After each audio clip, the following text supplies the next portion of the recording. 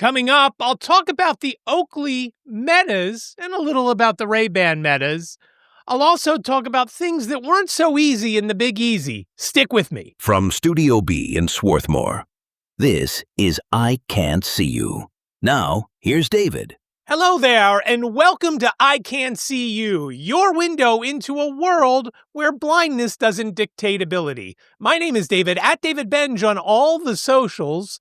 I really do appreciate you joining me for this episode of iCantCU. Thank you so much. Welcome into what is now a dry Studio B, although I think there's something else going on here. We'll get into that in a little bit. I first wanted to talk about the Oakley metas. Now, when they were first announced a few weeks ago, I thought about pre-ordering them. As you know by now, I'm sure, a limited edition of Oakley metas came out. I went back and forth, and at first I was really excited because all the rumors and everything that I heard, the camera was going to be in the center on the bridge as opposed to on the left arm like they are in the Ray-Bans. They're right on this left arm here, right on the left side. But that turned out to be false. What else was false was the fact that they do not shoot horizontal video. They still shoot vertical video. The video's a lot better at 3K, but they don't shoot horizontal. And that's what I really want. If I'm going to get another pair to go along with these Ray-Bans, and I'll talk a little bit more about the Ray-Bans in a second, but if I'm going to get another pair, I've got to have the horizontal shot. Now, one of the cool things about the Oakleys over the metas is the recording time. At last check, they were able to record up to 30 minutes. It's 3 minutes on the Ray-Bans. Now, I've heard rumors that they are going to adjust that. I haven't seen that happen yet. Once that happens, obviously, that will be good news because I do record a lot of things on there now. The one issue that I've had is if I do not just put up a video that I've shot on the Ray-Bans and I edit it, the video never comes out right when I upload it to Instagram. So I'm not quite sure what I'm going to do about that. I've downloaded the Instagram Edits app to see if I can work with that. It's been somewhat accessible, but I haven't played around with it enough to know if that's going to be something that I can use moving forward editing these videos. Now, when I heard about the Oakleys, I got so excited, and a friend of mine ordered them, and he got them the day they came out. He was back and forth. In fact, when he opened them up and he felt what they were, he said, wait, they sent me the wrong things. These feel just like the Ray-Bans. So that was one strike against it for me because, as I've mentioned before, I don't see a lot of things, but what I do see is glare. And when you have glasses that are like the Ray-Bans, any kind of Ray-Bans, whether they're smart glasses or not, they don't wrap around. So there's a lot of space on the sides, especially if the sun is behind you or bright lights are behind you, where the sun comes in and it hits the lens and then reflects into your face, which makes things horrible for me. And when they showed these glasses, I thought, you know what? These are a little too cutesy for me. I like the idea of, with the Oakleys, of being able to go out in bad weather. I went to a barbecue about a week ago, and I thought about wearing these because a lot of folks were going to be there. I was going to get some interviews and talk to them about things, that I was going to put them up on my Instagram page or the NFB of Pennsylvania's Instagram page. But it was drizzling and raining off and on. So I thought, you know what? I'm not going to wear them. I don't know. I thought they would probably hold up, but I didn't want to chance it because until something else comes out, I don't want to mess with it. Now, I will say this, that when the non-limited edition Oakleys come out later in the summer, I will take a close look at them, even if they shoot in vertical video with the 3K camera and so forth, because if they wrap around, that would be something that would interest me. The other thing that would interest me would be, I would get the sunglasses. I wouldn't get the transition lenses. These are transition lenses, and while they're great when I come inside to wear them, if I'm going into a store and say, hey, what is this? What is that? So forth. That's great. But the problem is they take a long time, it seems, to transition from clear to a sunglass. and it is hard for me while while they're doing their thing, and it doesn't seem to happen quickly in the car. When I was in the car today, again, coming back from being out and about, I thought, you know what, the glare is killing me. Why aren't these glasses getting that dark? And I asked Liz, and she said, no, they're not really that dark. They're darker than clear, but they're not that dark. When I've been outside in the sunlight, it's been great. They're fine once they get to the dark color. So I'm definitely interested in two things: getting a pair of actual sunglasses, and when they have the wraparounds. If they come out with some sort of wraparounds like the regular Oakley sunglasses that I have, then I will definitely purchase them. If they come out and they don't have the wraparounds, but they shoot in horizontal video, I will definitely get them, because that's one thing that I love to do, and it's hard to do. I was talking to a friend, and I was explaining the difference and why it would be so helpful to have the horizontal video when I'm out and about. If I'm shooting something for YouTube, I want it to be just like you're seeing me now, horizontally. So we'll see what happens with the Oakleys once the regular versions come out later in the summer. I'm looking forward to that and seeing what they've got. And again, hopefully, I'm really fingers crossed that they are the wraparounds, because I love the Oakley wraparounds that I have now, and I don't remember what model that I have now.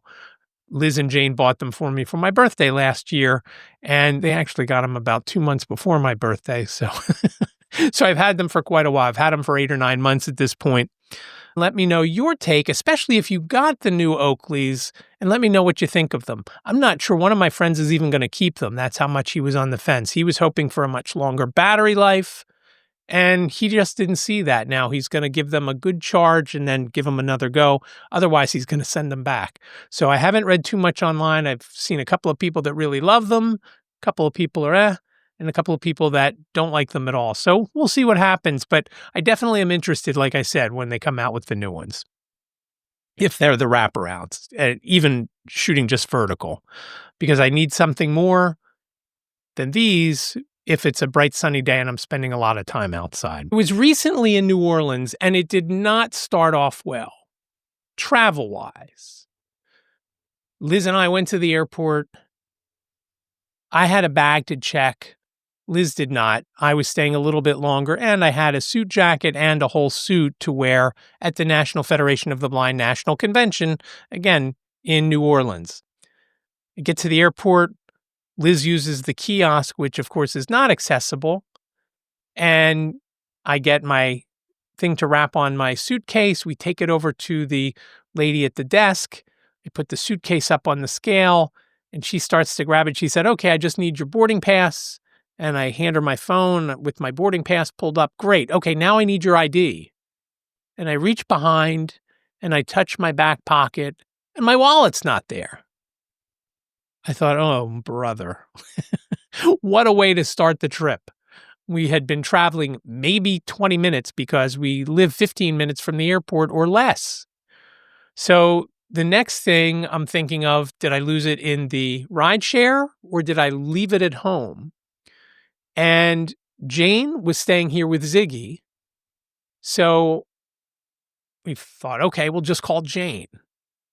Jane was out on a walk with Ziggy, so couldn't give the answer right away. She cut the walk short, walked home, as I had started to figure I'm just gonna go home no matter what, because they would have let me on the plane in Philadelphia. There was no guarantee they would let me on the plane when I was coming home from New Orleans. So as we're walking, we have to, we're in departures, so we have to cross over and get to arrivals so that we can catch a cab. And in this case, I was just going to take the cab home. Liz was going to stay with her luggage and my backpack at the airport and wait for me. And again, because we live close and because the rideshare driver was early, we had plenty of time, which I forgot to tell the cab driver that I had plenty of time and he didn't need to do 80 miles an hour down I-95 from the airport to my house. When he asked, I said, I'm pretty good on time, so we should be okay. Just as I was about to get in the cab, Jane confirmed that the wallet was indeed here. And the worst part about the whole thing was I got sidetracked while I was getting dressed because I wanted to take my razor, because if I go a week, I thought I'm going to be at that banquet. I want to, be clean shaven. I want to trim my beard. I want to do all that. So I immediately put my razor into my bag that was in the other room, and I couldn't do it. I remembered the night before, but my razor was in our bedroom and my bag was not. So I didn't want to walk in, stumble over Ziggy, walk around the bed, get it, and then take care of it. So I did it the next morning, or was going to do it the next morning, and I did remember to do it. But in doing so, I was so focused on that I forgot to take all of the things out of my pockets from the day before. The one main thing was my wallet. I took everything else out. So that wasn't a good start. Hindsight being what it is, the only thing it cost me was $66, $33 out, $33 back. Got to the airport okay, got through TSA bing bang boom because we paid for pre-check, which now we don't have to take off our shoes anyway. So was that a waste of money? I don't know. Maybe. It's different traveling with Liz than without Liz for a couple of reasons. When I'm traveling by myself, everybody gives me the benefit of the doubt. TSA, the airlines, and so forth. With Liz, it's a little easier getting to TSA because I don't have to look for someone to help. And I certainly would not have been able to check my bag on my own because, again, the kiosks that they use are not accessible. There are pluses and minuses when Liz goes. Now, I love traveling with Liz, and hopefully we can do something other than going to an NFB convention when Jane can come down and stay with Ziggy, whether it's going to Spain or France or Italy along the Mediterranean. That remains to be seen, but that's what I'd love. We get down to New Orleans. Everything is great. We check into the hotel. We have lunch, have a po' boy. I think we both had po' boys. We were super full after eating them. We were just so full that when dinner came, we're like, okay, we'll go out. We went out with a few folks, and we ended up having, I think both of us had salads for dinner, and it was a good place. We went to a good place, walked along Bourbon Street with some other folks, had a little ice cream afterwards, delicious. I later found out they have the same ice cream place, and I don't remember what it's called, in multiple places, including King of Prussia, which is half an hour from my house. The trouble was not travel related. It was all NFB related. And basically anything that could go wrong at the convention for me did.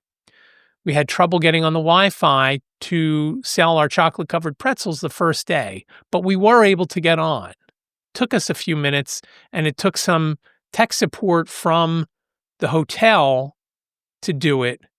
And this is getting on without having to pay. We knew we could have paid between $40 and $80 to get on each day at the exhibit hall. Because we weren't guests at the Sheraton, we were across the street at the Marriott. We couldn't just log on every day to this Wi-Fi, we were told. The guy told us to try, but he said there were no guarantees. And of course, when he says there's no guarantees, the next day, couldn't do it. Our business dropped by 2/3 of what we did the first day to the second day because we couldn't get on the Wi-Fi, so we couldn't take any credit cards. So what that meant was I went back, missed a few things that I wanted to go to because I had to sit around at the exhibit hall table, or at least be in the exhibit hall with my phone so that we could use my phone as a hotspot. We tried to use Liz's phone as a hotspot. It wouldn't work. Again, hindsight being what it is, we should have made sure that Liz's phone had Square, which is what we use to take credit cards, to be able to log in. We couldn't log in. There was a code that we needed that was on the computer here, which was, of course, not running at the time, that we needed to get. Couldn't do it. Okay, that was one issue. Another issue is my hands. I am in charge of the banquet tickets. Couldn't do the banquet tickets. They stuck together. Again, I just messed them up again. And again, I'm not sure how, but I did. Messed them up. Next year, going to keep a list, everything else. It was just awful. And I was mad at myself more than anything else because I just didn't keep good enough track with listing everybody. And that again fell on me. Again, my fault. Another issue was, and I may have mentioned this previously, The affiliate, the NFB of Pennsylvania, gives financial assistance to folks who will go to all of the things that are required to go to in the convention hall and in the exhibit hall and the banquet and so forth. And the way that's usually done is with gift cards, Visa gift cards or MasterCard gift cards. They are a crapshoot, it seems, when at a restaurant, forget it, I would not use them. And let's add hotels to that too, because we had one of our members was counting on that to cover a chunk of her hotel bill. And the way it was priced, I'm guessing it was about half of the hotel bill, maybe not quite half. We tried to put them on. We tried to put it on. They were $500 gift cards. That's what the affiliate was offering. We tried to put 500 on, didn't work. 250, boom, no problem. The guy at the Marriott says, all right, well, let me try 150. Boom, no problem. So now we got 400 on. Okay, pretty close. Still have $100. Couldn't get the other 100 to come off. Tried the next day. I don't think it worked the next day, but the following day we were able to get 50 off. So that meant that there was still 50 left on the gift card. Could never get that other 50 off. I don't know if it is the Visa gift cards that were by Vanilla that we bought at the CVS. I don't know if it was the Marriott's credit card processor. I don't know if it was the Marriott itself. I don't know what it was, but they would not work to cover the 500. That was very frustrating to me, and that was frustrating to me up until the time I walked out of that hotel at the end of the convention. Because I knew some of these people needed that money to cover their rooms, and there was nothing I could do about it. I had tried to figure some other ways out, and Liz and I talked about a couple of other ways. We had found out a little too late, but we could put my credit card on. The affiliate doesn't have a credit card. We could put my credit card on and give them a limit. Okay, here's how much I need you to charge from this credit card onto that room. Because if you just put it on there, they could charge the whole thing and order room service and drinks and whatnot at any of the restaurants in the hotel. But there is a form that we found out about, maybe it was less than a week before we were going.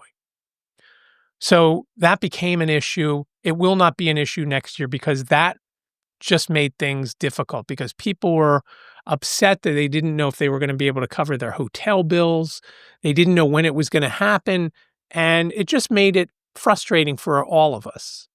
And again, probably falls on me for buying those gift cards and not doing a different way. Right near the end, we had talked about going to, there's a Marriott very close to us here next town over in Springfield. We thought about going there and buying gift cards. Now, I later found out when the one person was having difficulty with the gift card, I was going to take that gift card from her, buy a $50 Marriott gift card, which I found out you can buy online very easily, and then put that gift card on the room. It would cover $50 on the room, and it would finish covering her room. And I don't know, most likely we're going to use the forms next year. The problem is, if everybody who goes to the convention isn't staying at the main hotel, we're going to have to get forms for all the different hotels people are staying at, which would make things a hassle. And maybe have to do something differently, like getting the hotel's own gift card, as opposed to doing the Visa gift card and then saying, here's your gift card, it's worth X number of dollars, put it on your room, do whatever you want with it. Next year. Traveling back, Liz left on Saturday, I left on Monday, so I flew home, quote unquote, by myself. There were 3 others going from New Orleans to Philadelphia. And every one of them is in the Keystone chapter, which is the chapter that I'm in. So we shared a ride share over. And the funny thing about that is, this guy, once we asked one question, I asked him one question about food down there, and he just started telling us about all these places that we could have gone. And I'm going to get back to the food in a second. He's talking primarily beignets, which Liz and I tried. Liz had run and gotten them from Cafe Beignet, which my friend Ken had suggested because he had lived down there. He said Cafe du Mont is the place to go to say you've been there, but the beignets are just as good or better from Cafe Beignet. So there was a Cafe Beignet right up the street from the Marriott. So Liz ran over there, brought him to me at General Sessions while I enjoyed it there with some coffee with chicory. Also enjoyed that, kept me awake for the rest of the day and warmed me up because it was a little chilly in there. Not too chilly, which I was kind of surprised. And so this rideshare driver is telling us all these places. When we got to the airport, one of the others in my group, Kenny, said to me, he said, boy, that would have been more helpful if he was our driver going in. And I did not ride with Kenny over. He had taken a different flight coming to New Orleans. And it's true. We missed out all of all those things. Now, back to the restaurants. I mentioned that the convention stuff was hard, but we went to many different great restaurants, and that was thanks, again, to my friend Ken, because Ken lived down there, I don't know, 20 to 30 years. So he knew all of the great places. And I think the favorite place that we went was the Acme Oyster House. It was so good. That was the first place I tried the char-grilled oysters. They were awesome from there. I also had jambalaya from there. Liz had a po' boy from there. It was really, really good. And I would definitely recommend going there for the char-grilled oysters. Now, because I like them so much, every other place I went to for the rest of the trip that had them, I got them. And we went to a place called Creole House, and they were pretty good there, not as good as Acme. Went to another place when we had our Keystone Chapter dinner, also good, but not as good as Acme. Now, I did have a great salad from there that had a whole bunch of seafood on it and was lettuce, and it was a warm day, so eating that was great. It was just refreshing and good, and I really liked it. I don't know that I would go back to that restaurant. It was a little 5 or 6 blocks away, so it wasn't as easy to get to as some of the other places that we went. But it was good, and I enjoyed it, except for during dinner, I get a call from Jane. Now, Jane and I speak pretty frequently, more frequently than Liz and Jane and I also text very frequently. She and Liz also text, but Liz is usually busy at school when school is in session, so that's why she texts me, because she knows I'm always around. Even if I'm on a call, I'll get back to her pretty quickly, but she calls, so I knew that there was some issue. We were having a bad rainstorm here, and the pump that we have at the bottom of our basement steps failed. The steps into our basement are on the outside. There's a drain at the bottom, but the drain, I don't know if it's clogged, if it's draining slow, but the water, or if it's just a lot of rain. So in the past, we've had trouble. So we had gotten a pump about a year ago. The pump failed, wasn't draining, and the water to my right came in from the back corner, back where you see that lamp over my right shoulder. Water came in there and worked its way around. Fortunately, we didn't have a lot of stuff on the floor. We did have a couple of boxes, a box of Evian water, got rid of that box, a box of cables that go to the soundboard, which I'll tell you about in a minute. Soundboard is on a table, so that was good. But the box of cables, the box got wet. Cables might have gotten wet, but they weren't plugged into anything, so it doesn't matter. We let them dry out. Boom, no problem. So Jane was frantic trying to get the water out. We told her how to use the shop vac, which she had never used before. Jacob was helping her, and they were able to pretty much take care of the water that was coming in once the rain had stopped. We had a big fan, so the next day she put the fan up to try and dry it out. Everything was good until I got home. When I got home and I opened the door, which is to my left, I opened the door and walked in. My eyes started to tear. I could feel it in the back of my throat, and I couldn't sit in here. It was horrible. And even now, I'm still coughing and sneezing and whatnot from it. We ended up buying a air purifier that I've run almost constantly unless I'm recording or on a call. It runs, and it has made things better. But again, I'm still, right before I started to record, I'm coughing and hacking up a lung and sneezing and whatnot. So there's something else going on. So what's going to happen is we're going to have to remove all of the stuff that is on my right, which is mostly sound equipment for the NFB, that we're going to use hopefully just some of this weekend coming up, and I'll explain that in a minute. Move that out and then have someone come in and take a look into the walls and whatnot. In the walls, in the 3 walls to my right, to my back, and to my left, there is insulation in them. Not insulation to keep it warm or cold, but insulation to deaden the sound, which it does a great job. But did it get wet? Was the water that high? Jane didn't seem to think it was that high, so hopefully that's not the issue, and whatever we've got going on is something that once we clear the table out, it'll make things better. So that part has been disappointing. And for the first 3 or 4 days that I was home, I did not come down here for more than 20 minutes, a half an hour at a time, because when I did, it was awful. I felt terrible, and it just wasn't good. So I'm hoping that we can figure out what the story is, and hopefully there's no mold or anything else going on over there. Now, I mentioned that Liz came home on Saturday. I came home on Monday with 3 others, and we didn't sit together. None of us were seated together on the plane. But here's a couple of things that happened. And this is something that is very frustrating to me and anybody who's blind when this happens. This first part is not. We get over to the gate, no problems. One of the people in our group needed a wheelchair because she was having some difficulty walking the great distance from TSA through TSA. So she had a wheelchair, which was okay, great, because we then all followed the wheelchair, and the person who was pushing was very helpful, helping us get through everything. And once we got to the gate, she left. As we're at the gate, they call everyone else in my party except for me. And when Angela comes back over, I said, "What did they call you up there for?" She said, "Well, we're going to get on." I said, "Well, I'm going to follow you. I'm going to get on with you." Great. She had no problem with that, and I didn't think it would be an issue.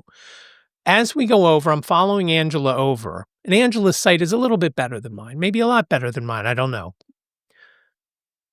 We get to the gate, and the guy asks for the boarding pass. Now, one of the reasons why I love having everything on my phone is it's much easier for me to find. When I checked my bag and we got help checking the bag, there was a person over there assisting us, which was great because I wasn't the only one that needed to check a bag. So when he asks for the boarding pass at the gate, I had 2 tickets. I had 2 paper things in my back pocket. One was a boarding pass. One was a receipt for my luggage that I had checked. Okay. He said, "This is a receipt." I handed to him. "This is a receipt." I said, "All right, well, let me just pull it up on my phone." Pulled it up on my phone. I showed it to him. He hands me back my phone, and I'm putting my phone in my pocket. And instead of handing me the receipt, he hands it to Angela and says, "This is his receipt." Well, why not just hand it to me? And we walk down the jetway. I'm walking with Angela, and I said, "You see what just happened there?" And it is just something, if you are not blind, no one would do that to you. They wouldn't say, here's her thing or his thing. They would just hand it to you. Why he didn't hand it to me, I don't know. So if you are helping a blind person, whether you're giving them a receipt because you work retail and you're handing stuff, don't hand it to the person next to them. If the blind person paid, hand it to the blind person. Say, "All right, I'm going to hand you your receipt, stick your hand out," and so forth and so on. Again, it's just one of those, I don't know if you would call it a microaggression. It's just something that irritates me. So that was the first thing. The next thing was when we were on the plane, and it started off very well on the plane. One of the flight attendants came over to me and said, "All right, here's how you buckle your seatbelt." And I started laughing. I said, "Does it look like I don't know how to do that? Do a lot of people not know how to do that?" She says, "Well, we got to explain it to everybody." I said, "Okay, fair enough." And fine, no problem. She tells me where all the different exits are in case the plane goes down, how I can get out. And she's saying, "Okay, 3 rows in front is the over the wing exit. If you go behind you there was another exit on either side of the plane," as they do.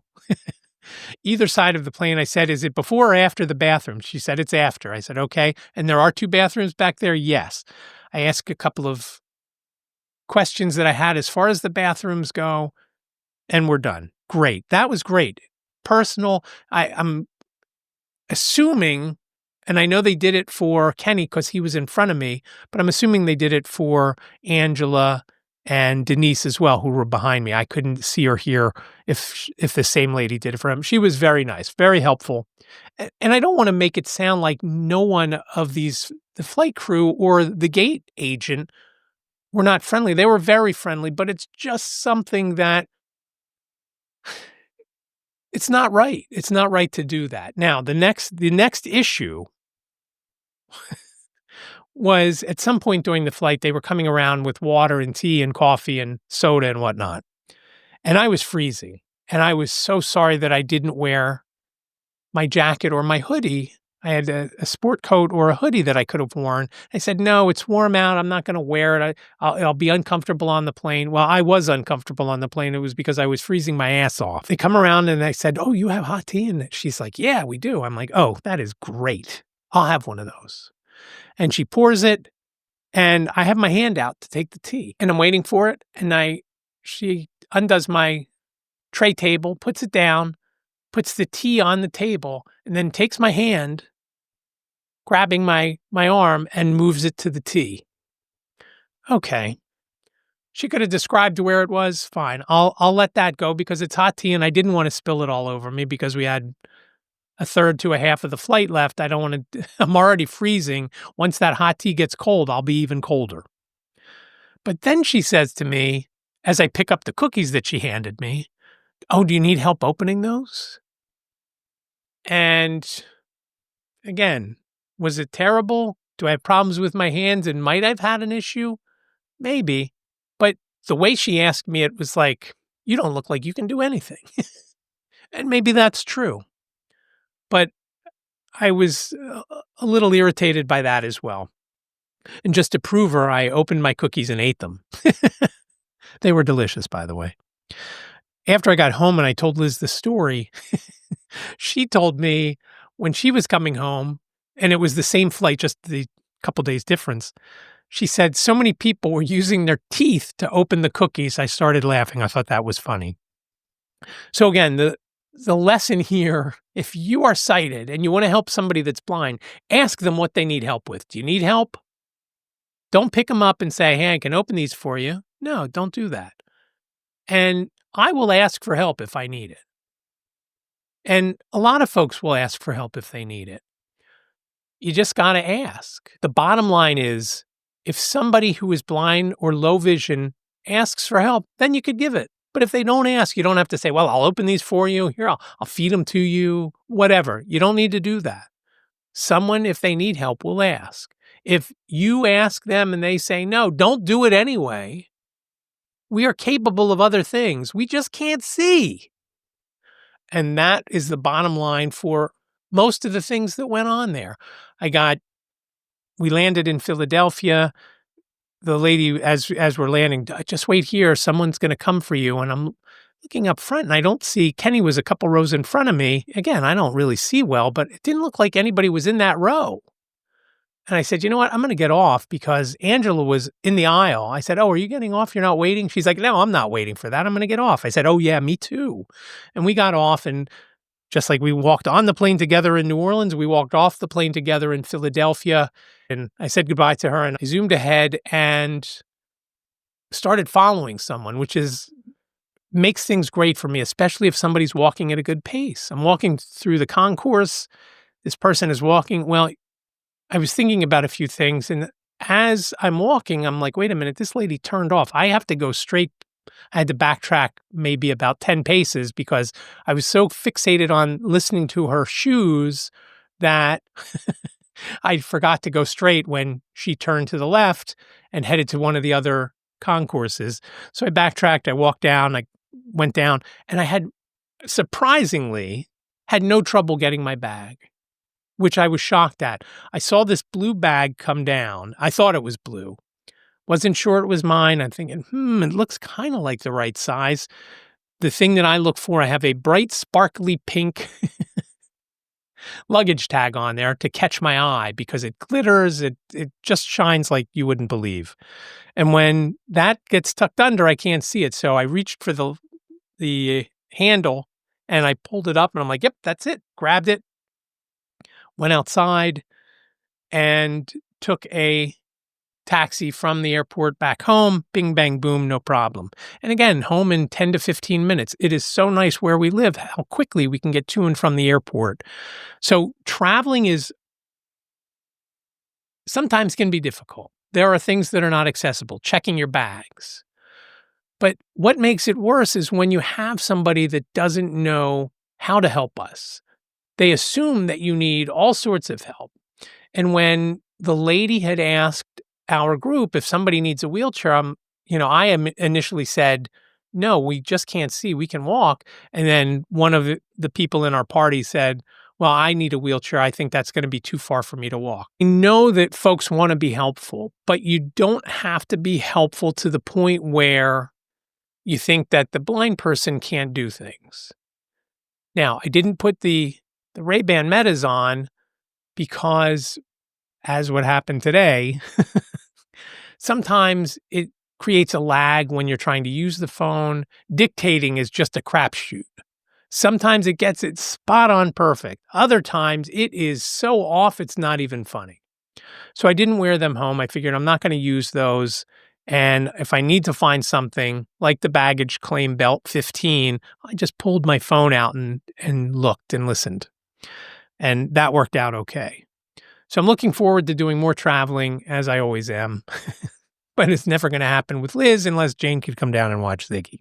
So if I'm going anywhere, it's going to be NFB related or blindness related. And that's how it's going to have to be for the foreseeable future, it seems. In the meantime, Jacob moved out the day before I got home, so we are officially empty nesters, which is great. We've been waiting for this day for quite a while. Liz got a cake because she didn't get one for her birthday. She said, I'm going to get a cake when we're empty nesters, and that's when we're going to have a cake, which we did. Delicious from Sophisticakes over in Drexel Hill. So good, you wouldn't believe it. Now, one other thing I wanted to mention before we go. The National Federation of the Blind of Pennsylvania is, again, doing the raffle tickets for the scholarship program. The tickets are $5 each. They come with a 3-digit number on them.